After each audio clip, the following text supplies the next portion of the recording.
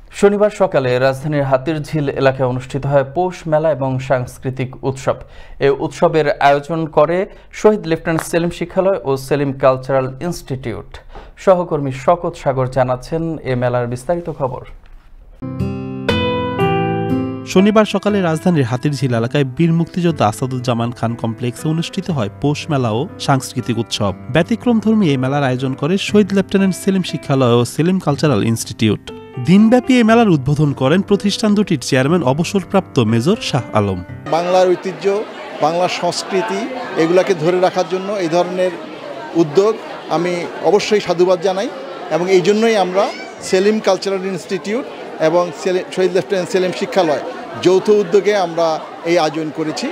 এই আয়োজন আমরা 2010 সাল থেকে করে আসছি। এবার এই আয়োজনে অনেকেই অত্যন্ত আনন্দের সহিত আমাদের সাথে যুক্ত হয়েছে। এটা একটা সুযোগ, এই সুযোগটা নিয়ে অনেকে তাদের যে উদ্যোগগুলো আছে সেগুলো দর্শকদের সামনে তুলে ধরতে পারে। এ সময় প্রধান অতিথি হিসেবে উপস্থিত ছিলেন জগন্নাথ বিশ্ববিদ্যালয়ের চারুকলা অনুষদে প্রিন্ট মেকিং বিভাগের চেয়ারম্যান ডক্টর বজলুর রশিদ খান। এ সময় তিনি মেলার বিভিন্ন স্টল পরিদর্শন করেন। আমাদের মা বোনেরা উদ্যোক্তা হয়েছেন এবং তারা এই যে তাদের পসরা সাজিয়ে এখানে বসেছেন এবং এখানে প্রচুর ভিড়ও দেখছি, মানে অনেক মানুষের সমাগম এবং ভালো কেনাকাটা হচ্ছে। মেলায় আরও উপস্থিত ছিলেন প্রবাসী কল্যাণ ও বৈদেশিক কর্মসংস্থান মন্ত্রণালয়ের উপসচিব ABM আব্দুল হালিম, শহীদ লেফটেন্যান্ট সেলিম শিক্ষালয়ের প্রধান শিক্ষক সুলতানা রাজিয়া সহ প্রতিষ্ঠানটির শিক্ষক শিক্ষার্থী ও অভিভাবকবৃন্দ। এ সময় সুলতানা রাজিয়া বলেন, এই মেলার মাধ্যমে দেশীয় ঐতিহ্য ও সংস্কৃতি লালনের পাশাপাশি নারী উদ্যোক্তাদের সৃজনশীল প্রতিভা বিকশিত হচ্ছে। এবারের পৌষ মেলা ও সাংস্কৃতিক অনুষ্ঠানে যে আয়োজনটা করা হয়েছে প্রতিবারের থেকে তুলনায় এবার অনেক বড় পরিসরে করা হয়েছে এবং অনেক আয়োজক যারা আমাদের সাথে অংশগ্রহণ করছে, স্টল নিয়েছে, অংশগ্রহণের সংখ্যা আগের থেকে অনেক বেড়ে গেছে। এখানে প্রায় 30টা স্টল নিয়ে আমাদের বিভিন্ন শিক্ষক, অভিভাবক এবং বাইরের উদ্যোক্তারাও অংশগ্রহণ করেছে। আমাদের দেশীয় ঐতিহ্য, কালচার, কৃষ্টি এগুলোকে আমরা নিজেরা লালন করব এবং আমাদের ভবিষ্যৎ প্রজন্ম, আমাদের যে শিক্ষার্থী তাদের মধ্যে যারা এই চর্চাটা যাতে হয়, আমাদের নারী উদ্যোক্তা প্লাস সবার মধ্যেই কিছু সৃজনশীল প্রতিভা আছে, সেই প্রতিভাগুলো বের হয়ে আসছে এই মেলার মধ্য দিয়েই। দিনব্যাপী এই মেলা চলে সকাল 9টা থেকে বিকেল 4টা পর্যন্ত। মেলা জুড়ে বিভিন্ন পণ্যের পসরা সাজিয়ে বসে মোট 27টি স্টল। স্টলগুলোতে চোখে পড়ে বাহারি স্বাদের পিঠা, শাড়ি, 3 পিস, হিজাব, হস্তশিল্প, পোশাক প্রসাধনী সহ বিভিন্ন পণ্য। প্রতিষ্ঠানটির শিক্ষক, শিক্ষার্থী, অভিভাবক সহ বিভিন্ন উদ্যোক্তারা এসে অংশ নেন এই মেলায়। বলেন, নতুন উদ্যোক্তাদের এগিয়ে নেওয়ার ক্ষেত্রে এই ধরনের মেলা বিশেষ ভূমিকা রাখে। আমার ছোট ছেলের স্কুলে এই আয়োজনটা করা হয় প্রতি বছরই, তো সেই ইচ্ছা থেকে আসলে একটা শখের বশে করা। মেলা হচ্ছে ধরেন বাঙালির একটা ঐতিহ্যের অংশ। মেলার মাধ্যমে হয় কি সবার সাথে পরিচয় হয়। আমরা যেমন শহরে বাড়িতে একটা জিনিস তৈরি করছি, এভাবে আসলে অনলাইনে অনেকে জানছে, কিন্তু এলাকার লোকজন কিন্তু আসলে ওভাবে জানছে না। একটা কমিউনিটি বিল্ড আপের জন্য মেলার একটা প্রয়োজনীয়তা আছে। আমরা অনেকেই অনলাইন বিজনেস যারা করি, দেখা যাচ্ছে আমাদের প্রোডাক্ট দেখে শুনে বুঝে না বুঝে কিন্তু অনেকে অর্ডার করে দিচ্ছে। বাট মেলা থেকে নিলে সুবিধা একটা হচ্ছে যে আমরা দেখে শুনে বুঝে নিজের একদম হাতে পারচেজ করতে পারছি। আমি স্কুলেরই টিচার, আমার নিজস্ব প্রোডাক্ট আমার হাতে বানানো, আমার তেঁতুলের সস, আর এটা হচ্ছে আমার হার্বাল অয়েল।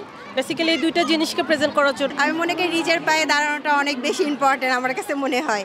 আর আমি হচ্ছে এখানে আমার বাচ্চাদের স্কুলে পড়ে, তো সেই ক্ষেত্রে মেলা আমার রান্নাবান্না করতে ভালো লাগে, এর জন্য মেলা দিছি। আলহামদুলিল্লাহ অনেক সুন্দর বিক্রি হচ্ছে, সেলটা অনেক সুন্দর হয়ে গেছে। দেখা যাচ্ছে যে আমাদের এই যে এখানকার পিঠাগুলো অলরেডি শেষ হয়ে গেছে। এক ধরনের আনন্দ হচ্ছে, এবার মিলন মেলাও কিন্তু এটা এক ধরনের, কারণ এই যে সবার সাথে সবার দেখা হচ্ছে, একটা আনন্দ হচ্ছে।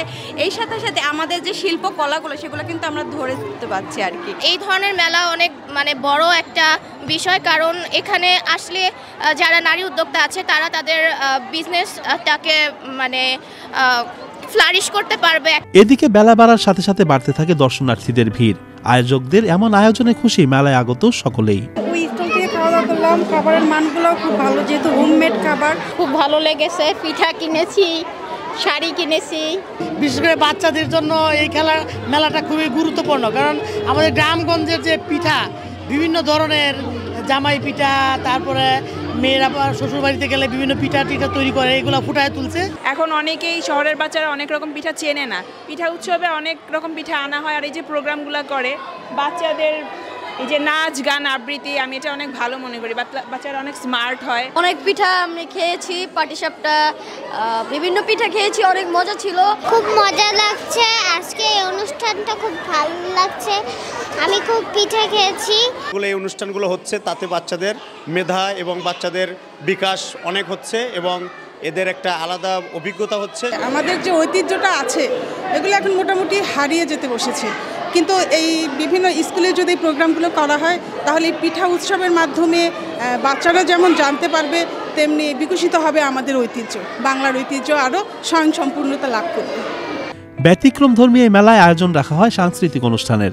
সেলিম কালচারাল ইনস্টিটিউট শিক্ষার্থীদের পরিবেশনায় অনুষ্ঠিত হয় নাচ, গান, কবিতা আবৃত্তি, চিত্রাঙ্কন প্রতিযোগিতা ও বার্ষিক চিত্রকলা প্রদর্শনী।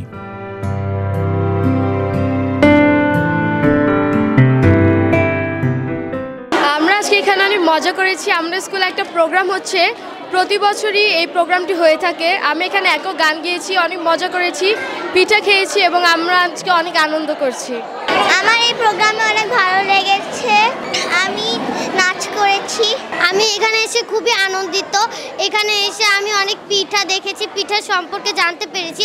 আমি এখানে একটি কবিতা আবৃত্তি করেছি, আমি নাচ করেছি। আমার এই প্রোগ্রামে অনেক ভালো লেগেছে। সেই সাথে বিশিষ্ট শিল্পীদের বেহালা, তবলা, বাঁশি ও দোতরা পরিবেশনায় মনোমুগ্ধকর হয়ে ওঠে অনুষ্ঠানস্থল। শকত সাগর, আনন্দ টিভি, ঢাকা।